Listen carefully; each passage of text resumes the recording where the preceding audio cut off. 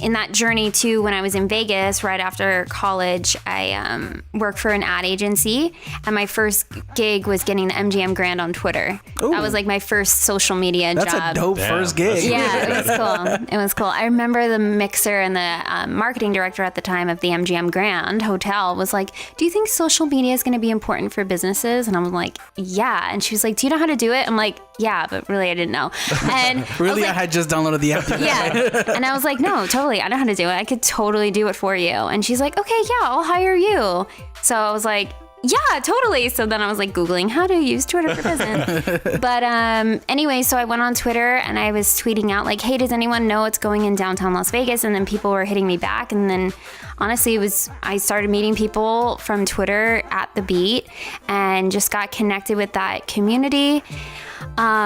Doing a lot of work for free, honestly, just to get my name out and to kind of like test out the thesis that I had. So I was working on building brands and then educating consumers on supporting these lifestyle brands, and then creating these experiences for the consumers and brands to come together, and then storytelling of that on my social media.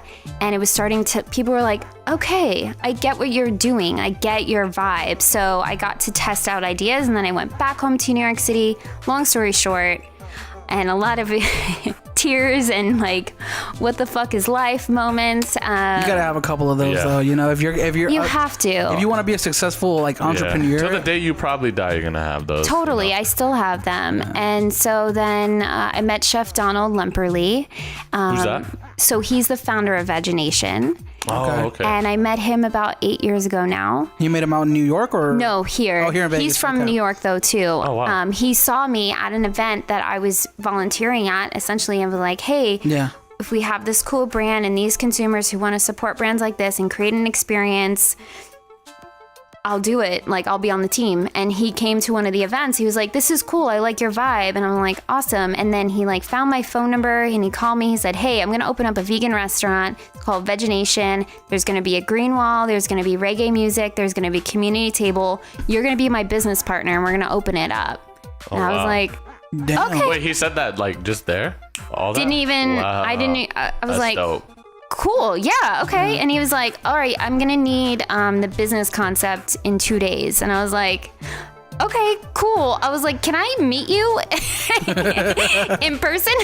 He's like, "Yeah, I'll meet you tomorrow at the beat at 3:00. And I was like, "All right, cool." And then like just hung up the phone. I was like, wow. What? And what does it mean by business concept? So basically, I wrote out the concept like, "Hey, Vegination is this community-based like restaurant." Plan? It's kind of like a business plan, but it's more of like the overall what's going to be the vibe. Like the phases to like building, or no, just like the concept of what it is. Like, what is the branding. vision and mission and branding, and how is it going to engage in the community? And it's So like it's a business plan, more essentially like the marketing side of it, not like the floor numbers plans. or Yeah. anything like that. Yeah.